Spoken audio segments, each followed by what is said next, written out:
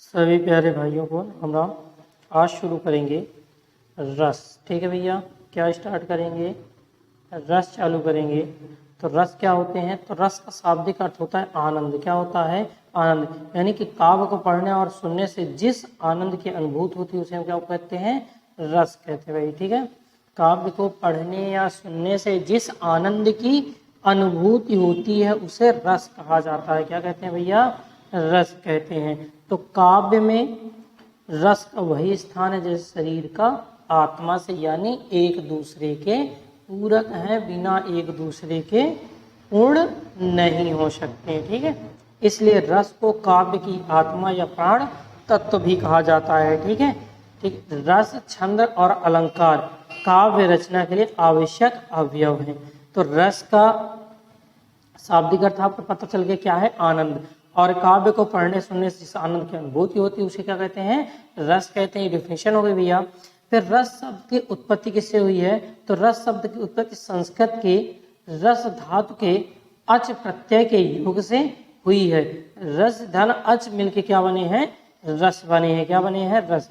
जिसका अर्थ क्या होता है? आनंद देने वाली वस्तु से प्राप्त होने वाला सुख या स्वाद। कहने का तात्पर्य यह है कि किसी भी काव्य रचना को पढ़ने सुनने और जिस आनंद की प्राप्ति होती उसे ही रस कहा जाता है। क्या कहते हैं? रस। ठीक है, चलिए फिर इसके बाद एक नई परिभाषा, नई रचना हुई। ठीक है, तो रस श्रव्य काव्य के पठन एवं श्रवण, दृश्य काव्य के दर्शन एवं श्रवण को में जो अलौकिक आनंद प्राप्त होता है उसे काव्य में रस कहा जाता है। क्या कहा जाता है भैया? रस कहा जाता है। ठीक है, रस में जिस भाव की अनुभूति होती है उसे स्थायी भाव कहते हैं। पाठक या श्रोता के हृदय में स्थित स्थायी भाव ही विभावादिक से संयुक्त होकर रस के रूप में परिणित हो जाता है। ठीक है भैया, ठीक है, रस के रूप में परिणित हो जाता है। भरत मुनि द्वारा रस की परिभाषा, ठीक है, जो भरत मुनि थे उन्होंने कौन सी दिया? तो उन्होंने 8 प्रकारों का वर्णन किया था। किसमें? अपने नाट्य शास्त्र में। नाट्य शास्त्र में रस के 8 प्रकारों का उन्होंने वर्णन किया था। तो उन्होंने लिखा कि विभाव, अनुभाव, संचारी भाव, ठीक है, के संयोग से रस की निष्पत्ति होती है। क्या होती है? रस की निष्पत्ति होती है। किससे?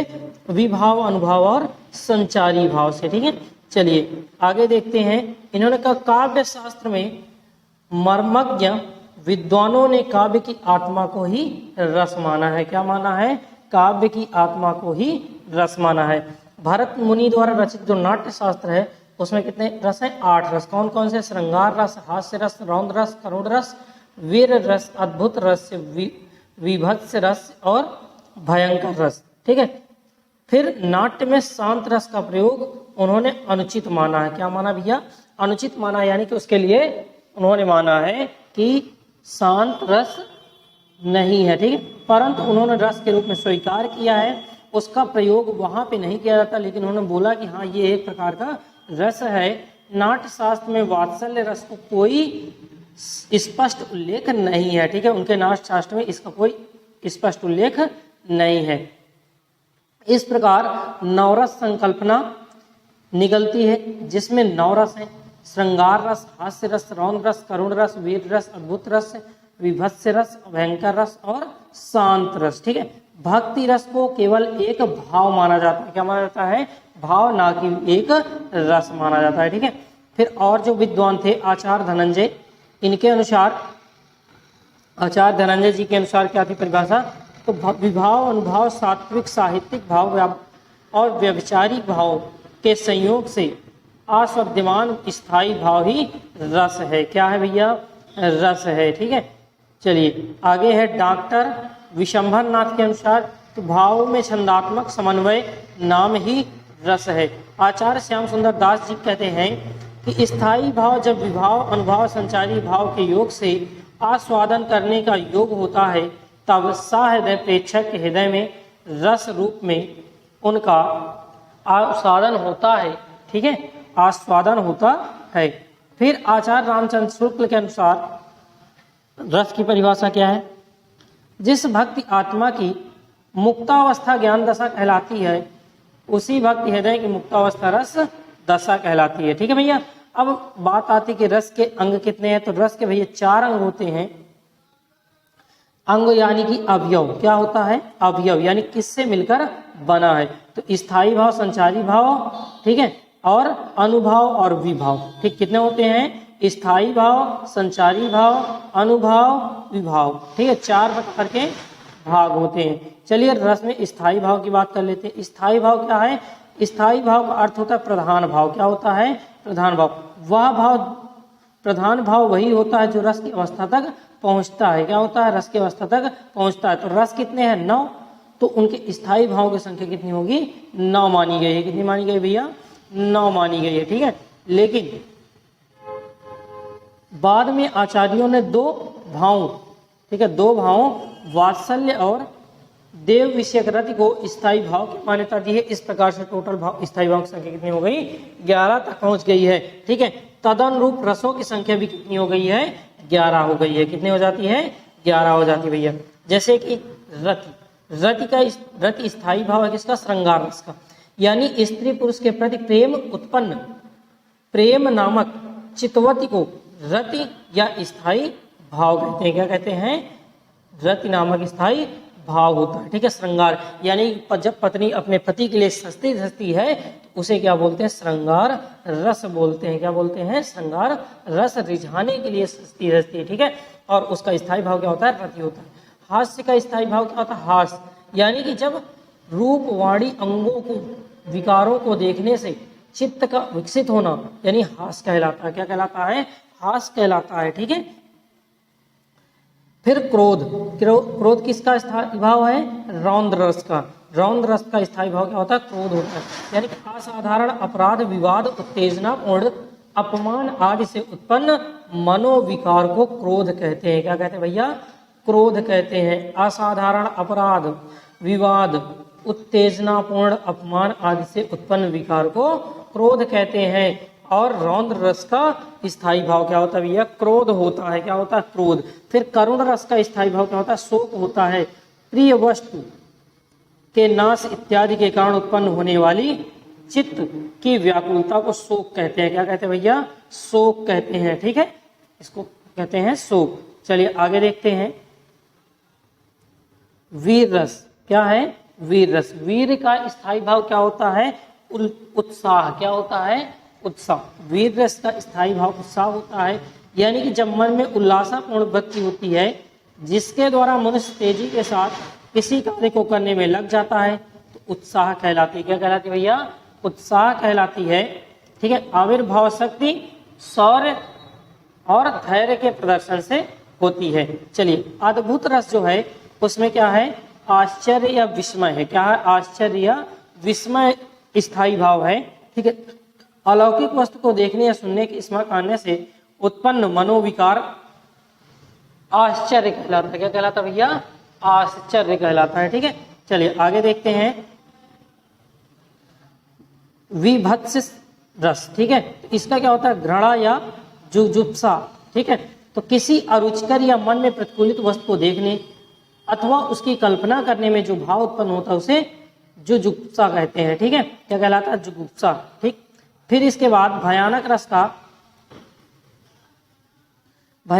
का स्थायी भाव भय होता है, यानी हिंसक पशुओं के दर्शन, अपराध, भयंकर शब्द और विकट चेष्टा के रौद्र आकृति द्वारा उत्पन्न व्याकुलता को भय कहते हैं। क्या कहते हैं, भय, यानी कि डर को भी बोल सकते हैं। एक प्रकार के जब कोई भयानक वस्तु को देखकर व्यक्ति डर जाता है तो वहां पर क्या होता है, भय स्थायी भाव होता है। और कौन सा रस होता है, भयानक रस होता है। ठीक है, फिर इसके बाद शांत रस का क्या होता है, निर्वेद। क्या होता है, निर्वेद, यानी संसारिक विषयों के प्रति वैराग्य की उत्पत्ति निर्वेद कहलाती है। क्या कहलाती है भैया, निर्वेद कहलाती है। ठीक है, वात्सलता यानी कि वात्सल्य रस, माता पिता के संतान के प्रति, माता पिता का संतान के प्रति तो भाई बहन के पारस्परिक सात्विक प्रेम ही वात्सल्यता कहलाती है। क्या कहलाती है, वात्सल्यता। भक्ति रस का स्थायी भाव क्या है, देव विषयक रति या भगवद रति या विषयक रति या अनुराग होता है। क्या होता है, अनुराग होता है, यानी ईश्वर के परम अनुरक्ति को देव विषयक रति कहते हैं। क्या कहलाती है, देव विषयक रति कहलाती है भैया। इसमें अंतिम दो भाव वात्सल्यता और देव ऋषि कृति को श्रृंगार रस के अंतर्गत सम्मिलित कर लिया गया है। ठीक है, किसके अंतर्गत? श्रृंगार के अंतर्गत ले लिया जाता है। ठीक है, श्रृंगार जो रस की निष्पत्ति में स्थायी भाव का सबसे महत्वपूर्ण योगदान होता है। अगर उनका महत्व नहीं है, वो नहीं है, तो नहीं होगा। ठीक है, चलिए, रस का विभाव क्या है? रस का विभाव जिस कारण दूसरे व्यक्ति के हृदय में स्थायी भाव को जागृत उद्दीपित करते हैं, उन्हें विभाव कहते हैं। क्या कहते हैं? विभाव। जो कारण दूसरे व्यक्ति के हृदय में स्थायी भाव को जागृत या उद्दीपित जागृत का मतलब जगाना, उद्दीपित का मतलब उसको मतलब भी जगाना ही होता है, यानी उठाना या निकलना, तो उसे हम क्या बोलते हैं? विभाव बोलते हैं। क्या बोलते हैं? विभाव। इनके आश्रय से रस प्रकट होता है। यह कारण निमित्त अथवा हेतु कहलाते हैं। विशेष रूप से भावों को प्रकट करने वाले विभाव रस कहते हैं। इन्हें कारण रूप भी कहते हैं। क्या कहते हैं? कारण रूप भी कहते हैं। फिर विभाव भेद। तो विभाव क्या है? एक मिनट देखिएगा। विभाव आश्रय, विभाव के भेद। ठीक है, विभाव के आश्रय हृदय भावों को जागृत करते हैं, उन्हें उद्दीपित करते हैं। इस आधार पर विभाव कितने होते हैं? दो होते हैं, या तो आलम्बन होंगे या तो उद्दीपन होंगे। क्या होंगे? आलम्बन विभाव या उद्दीपन विभाव। ठीक है, चलिए आलम्बन विभाव देखते हैं भैया। तो आलम्बन विभाव क्या है? जिस व्यक्ति या वस्तु के कारण कोई भाव जागृत होता है। ठीक है, किसी व्यक्ति या वस्तु के द्वारा जब कोई भाव जागृत होता है, तो उस व्यक्ति या वस्तु को उस भाव का आलम्बन विभाव कहते हैं। क्या कहते हैं? आलम्बन विभाव। इसके दो पक्ष होते हैं। एक होता है, जैसे देखो, नायक और नायिका का प्रेम क्या होता है? एक का किसी व्यक्ति के कारण उसके मन में क्या जाग हुआ? भाव का प्रकट होना पाया गया, इसलिए क्या है? आलम्बन विभाव है। क्या है? आलम्बन विभाव है। ठीक है, तो इसे दो पक्ष होते हैं, आश्रयालंबन और विषयालंबन। ठीक है, तो जिसके मन में भाव जागे वो क्या होता है? आश्रयालंबन, और जिसके कारण भाव जागे वो विषयालंबन कहलाता है। यदि राम के मन में सीता के प्रति रति का भाव जागता है, तो राम आश्रय होंगे और सीता विषय होंगी। क्या होंगी? सीता विषय होंगी और राम आश्रय होंगे। यानी कि जिसके मन में भाव जागते हैं वो क्या है? आश्रय है। क्या है? आश्रय है। और जिसके लिए जागृत होंगे वो क्या है? विषय है। क्या है? विषय है। ठीक है, चलिए आगे देखते हैं। उद्दीपन विभाव। जिन वस्तुओं या परिस्थितियों को देख करके स्थायी भाव उद्दीप्त या तीव्र होने लगता है, उद्दीपन विभाव कहलाता है। क्या कहलाता है? उद्दीपन विभाव कहलाता है। जैसे चांदनी, कोकिल, पूजक, एकांत स्थल, रमणी, उद्यान, नायक नायिका के शारीरिक चेष्टाएं। ठीक है, तो क्या है? उद्दीपन विभाव। यानी कि देख करके क्या वो स्थायी भाव उद्दीपित या तीव्र होने लगता है। यानी कि हमें बहुत अच्छा लगता है, जैसे हम कहीं घूमने गए, ठीक है, या कोई व्यक्ति है या कोई वस्तु है, उसके प्रति जो हमारा भाव प्रकट होते हैं कि हमें बहुत चीज अच्छी लगती है, यानी लेने की चेष्टा होती है, उसके साथ रहने की चेष्टा होती है, वहां पे रुकने की चेष्टा होती है, तो उसे बोलते हैं उद्दीपन विभाव। क्या बोलते हैं? उद्दीपन विभाव। ठीक है, रस में स्थायी भाव के प्रकट होने का मुख्य कारण आलम्बन विभाव होता है। क्या होता है? आलम्बन विभाव होता है। इसी वजह से रस की स्थिति होती है। जब प्रकट हुए स्थायी भावों को ज्यादा प्रबुद्ध, उत्तेजित, उद्दीपित करने के कारण उद्दीपन विभाव कहते हैं। क्या कहते हैं? उद्दीपन विभाव कहते हैं। ठीक है, चलिए रस की निष्पत्ति के विभाव के महत्व। हमारे मन में रहने वाले स्थायी भाव को जागृत करने और उद्दीपन करने का कार्य विभाव द्वारा होता है। किसके द्वारा होता है? विभाव द्वारा होता है। जागृत या उद्दीप्त स्थायी भाव के रस रूप प्राप्त होते हैं। इस पर रस निष्पत्ति के विभाव का अत्यधिक महत्व है। क्या है? अत्यधिक महत्व है। ठीक है, चलिए आगे देखते हैं। रस का अनुभव। आश्रय की चेष्टाओं अथवा रस की उत्पत्ति का पुष्ट करने वाले वे भाव जो विभाव के बाद उत्पन्न होते हैं अनुभाव कहलाते हैं। यानी कि विभाव के बाद उत्पन्न होने वाली रस की चेष्टाएं, ठीक है, आश्रय की चेष्टाएं, वो क्या कहलाती है भैया? कहलाती हैं अनुभाव। क्या कहलाती हैं? अनुभाव। ठीक है, भावों की सूचना देने के कारण वे भावों को अनु यानी पश्चावर्ती माने जाते हैं। क्या माने जाते हैं? पश्चावर्ती, यानी कि बाद में आने वाले। ठीक है, बाद में आने वाले। तो अनुभाव के कितने भेद होते हैं? 4 भेद होते हैं। कौन कौन से? कायिक, मानसिक, आहार्य और सात्विक। ठीक है, अनुभाव। तो प्रायः शरीर की कृत्रिम चेष्टा को कायिक अनुभाव कहते हैं। क्या कहते हैं? कायिक अनुभाव कहते हैं। मानसिक अनुभव क्या होता है? मन में हर्ष, विषाद आदि के उद्वेलन को मानसिक अनुभव कहते हैं। आहार्य अनुभव यानी मन के भावों के अनुसार अलग अलग प्रकार की कृत्रिम वेश रचना को आहार्य अनुभव कहते हैं। सात्विक अनुभव यानी हेमचंद के अनुसार सत्व का अर्थ है प्राण। क्या है? प्राण। स्थायी भाव ही प्राण तक पहुंचकर सात्विक अनुभव का रूप धारण कर लेते हैं भैया। ठीक है, तो अनुभवों की संख्या निश्चित नहीं है। क्या है? अनुभवों की संख्या निश्चित नहीं है। जो 8 अनुभव सहज और सात्विक विकारों के रूप में आते हैं उन्हें सात्विक भाव कहते हैं। क्या कहते हैं? सात्विक भाव। ये अनायास सहज रूप से प्रकट होते हैं। इनकी संख्या 8 होती है। कितनी होती है? 8। कौन कौन से? तो स्तंभ, स्वेद, रोमांच, स्वरभंग, कंप, ठीक है, विवर्णता, आश्रु, प्रलय। ठीक है, टोटल कितने हैं? 8 हैं। ठीक है, चलिए आगे देखते हैं। रस के संचारी भाव क्या है? रस के संचारी भाव, तो जो भाव स्थायी भावों के साथ संचरण करते हैं, जो भाव स्थायी भावों के साथ संचरण करते हैं उन्हें स्थायी भाव कहते हैं भैया। क्या कहते हैं? स्थायी भाव कहते हैं। इसे स्थायी भाव की पुष्टि होती है और स्थायी भाव, संचारी भाव स्थायी भाव के सहकारी गण होते हैं। उन्हें रसावस्था तक ले जाते हैं और स्वयं बीच में विलुप्त हो जाते हैं, इसलिए उन्हें व्यभिचारी भाव भी कहते हैं।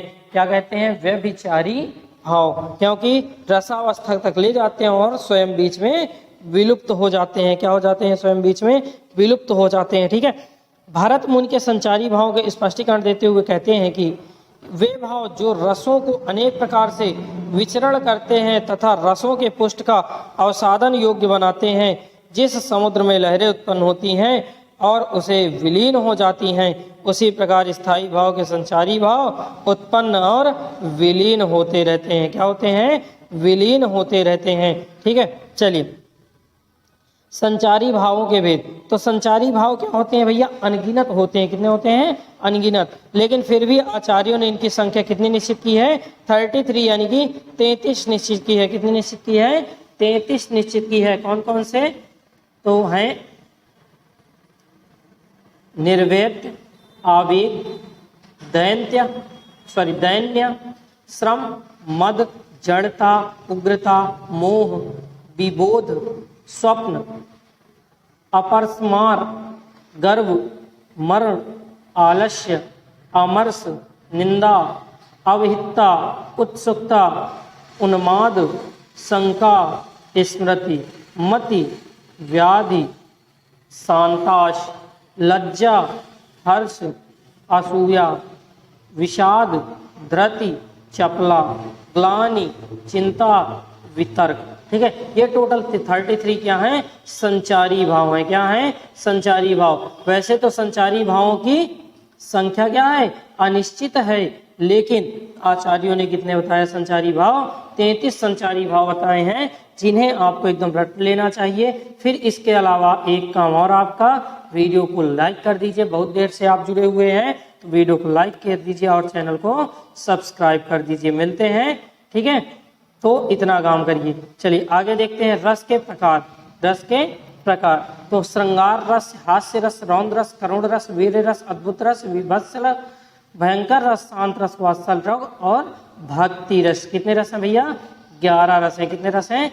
11 रस हैं। ठीक है, चलिए हिंदी में टोटल कितने रस हैं? मूल रूप से 9 रस हैं। ठीक है, वात्सल्य रस को 10वां और भक्ति रस को 11वां भी माना जाता है। ठीक। लेकिन टोटल कितने हैं, 11 हैं, लेकिन माने कितने जाते हैं, 9। तो चलिए श्रृंगार रस शुरू करते हैं। श्रृंगार रस क्या होता है, जब नायक और नायिका के सौंदर्य तथा प्रेम संबंधी वर्णनों को श्रृंगार रस कहते हैं। क्या कहते हैं, श्रृंगार रस कहते हैं। जब नायक और नायिका क्या करते हैं, सौंदर्य तथा प्रेम संबंधी वर्णन किया जाएगा तो वहां पे श्रृंगार रस कहते हैं। इसे रसराज या रसपति भी कहा जाता है, ठीक है। और इसका स्थायी भाव क्या होता है, रति होता है। जैसे इसका एग्जाम्पल है, बरसत लालच लल की मुरली धरी लुकाए, सौ करे भौहनी हंसे, देन नहीं कहे नहीं जाए, ठीक है। तो इस प्रकार से ये है केवल जब नायक और नायिका की बात होती है, ठीक है। चलिए आगे देखते हैं। जब हास्य रस का स्थायी भाव हास है, इसके कारण वेशभूषा, वाणी और विकृत को देखकर मन में जो प्रसन्नता का भाव उत्पन्न होता है, उससे हास की उत्पत्ति होती है और हास रस कहते हैं। इसका उदाहरण है, बुरे समय को देख कर गंजे तू क्यों रोए, किसी भी हालत में तेरा बाल न बांका होए, ठीक है। यानी कि वो गंजा है तो उसका क्या बाल से बांका हो सकता है, ठीक है। चलिए आगे देखते हैं। तीसरा में रौद्र रस, क्या भैया, अगला है रौद्र रस। तो रौद्र रस में क्या है, इसका स्थायी भाव क्रोध है। क्या है, क्रोध। जब किसी एक पक्षी या व्यक्ति द्वारा दूसरे पक्षी या दूसरे व्यक्ति का अपमान करने अथवा अपने गुरुजन की निंदा करने से क्रोध उत्पन्न होता है, उसे रौद्र रस कहते हैं। क्या कहते हैं, रौद्र रस कहते हैं। जैसे इसका एग्जाम्पल है, श्री कृष्ण के सुनवचन अर्जुन क्षोभ से जलने लगे, सब सील अपना भूल कर करतल युगल मलने लगे, संसार देखे अब हमारे शत्रुरण में मृत पड़े, करते हुए यह घोषणा वे हो गए उठकर खड़े, ठीक है। तो यहाँ पे क्या है, क्रोध है। इसका स्थायी भाव क्या है, क्रोध। क्या है, क्रोध। रौद्र रस का स्थायी भाव क्रोध है। चलिए आगे देखते हैं करुण रस। इसका स्थायी भाव शोक होता है। इस रस में किसी अपने विश्वास पर अपने वियोग, द्रव्यनाश और प्रेम से सदैव बिछुड़ने जाने या दूर चले जाने से दुख वेदना उत्पन्न होती है, उसे करुण रस कहते हैं। जैसे रही खरकती हाय सूल सी, पीड़ा उर्मे दशरथ सी, ग्लानि त्रास वेदना मिंडपी, साप कथा वे कह न सकी, ठीक है। चलिए इसके बाद वीर रस है। क्या है, वीर रस। वीर रस में क्या है, तो इसका स्थायी भाव उत्साह होता है। जब किसी रचना या वाक्य आदि में वीरता जैसे स्थायी भाव की उत्पत्ति होती है, उसे वीर रस कहते हैं। क्या कहते हैं, वीर रस कहते हैं, कहा जाता है, ठीक है। इसके अंतर्गत जब युद्ध अथवा कठिन कार्य को करने के लिए मन में जो उत्साह की भावना विकसित होती है, उसे वीर रस कहते हैं। क्या कहते हैं, वीर रस कहते हैं। जैसे बुंदेले हर बोलो के मुख, हमने सुनी कहानी थी, खूब लड़ी मर्दानी, वो तो झांसी वाली रानी थी। तो यहाँ वीरता की बात हो रही है, तो यहाँ कौन सा रस है, वीर रस की बात हो रही है। किस रस की भाव, वीर रस की भाव हो रही है। और इसका स्थायी भाव उत्साह होता है। क्या होता है, उत्साह होता है। अद्भुत रस, क्या है, अद्भुत रस। इसका स्थायी भाव आश्चर्य होता है। जब व्यक्ति के मन में विचित्र या आश्चर्यजनक वस्तुओं को देखकर विस्मय आदि के भाव उत्पन्न होते, उसे अद्भुत रस कहा जाता है। क्या कहा जाता है, अद्भुत रस कहा जाता है। जैसे देखे यशोदा उसके मुख में सकल विश्व की माया, क्षण भर में बन अचेतन, हिल न सकी कोमल काया। यानी कि ठीक है, कि यहाँ पे क्या आश्चर्य होता है, यहाँ पे क्या है कि यशोदा माता जब कान्हा से कहती है, कान्हा अपना मुंह फैला, तुमने मिट्टी खाई है।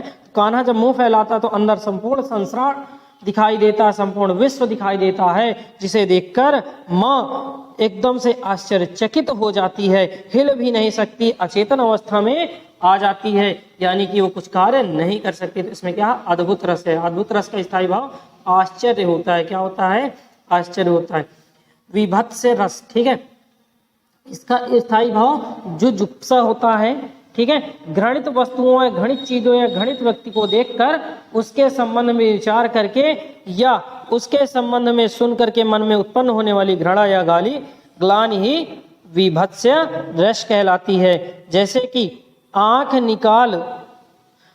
निकाल उड़ जाते, क्षण भर उड़ आ जाते, सब जीभ खींच कर कवे चुभला चभला कर खाते, भोजन में श्वास लगे मुर्दे फूह पर लेटे, मांस मांस खा मांस चाट लेत चटनी, सैम बहते बहते बेटे। ठीक है, तो यहाँ पे क्या है, विभत्स रस है। कौन सा रस है, विभत्स रस। ठीक है, चलिए भयंकर रस, जिसका स्थायी भाव भय होता है, यानी कि जब किसी भयानक या बुरे व्यक्ति को देखने पर उससे संबंधित करने वाला किसी व्यक्ति दुखद घटना के स्मरण से व्याकुलता अर्थात परेशानी उत्पन्न होती है, उसे भय कहते हैं। क्या कहते हैं, भय कहते हैं। उस भय को उत्पन्न करने से जिस रस की उत्पत्ति होती है उसे भयानक रस कहते हैं। क्या कहते हैं, भयानक रस।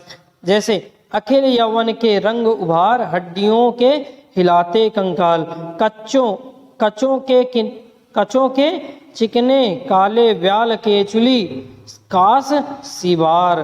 ठीक है, तो इस प्रकार से शांत रस की बात करते हैं। तो शांत रस क्या है, तो इसका स्थायी भाव निर्वेद यानी उदासीनता होता है।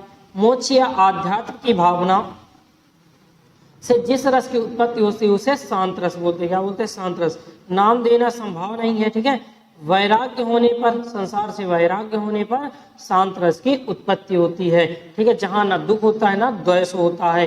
ठीक है, शांत रस की उत्पत्ति में ना दुख होता है ना ही द्वेष होता है, यानी कि लड़ाई होती है। उदाहरण है, जब मैं था तब हरि नहीं, जब हरि है मैं नहीं, तब अंधियारा मिट गया, जब दीपक देखो माही। ठीक है, तो इसमें रहीमदास जी कहते हैं कि जब मैं था, मैं का मतलब जब मेरे अंदर घमंड था तब हरि नहीं थे। ठीक है, जब मैं था तब हरि नहीं थे, अब हरि है तो मैं नहीं, यानी कि घमंड नहीं बचा है। चलिए अगला देखते हैं, वात्सल्य रस। क्या है, वात्सल्य रस।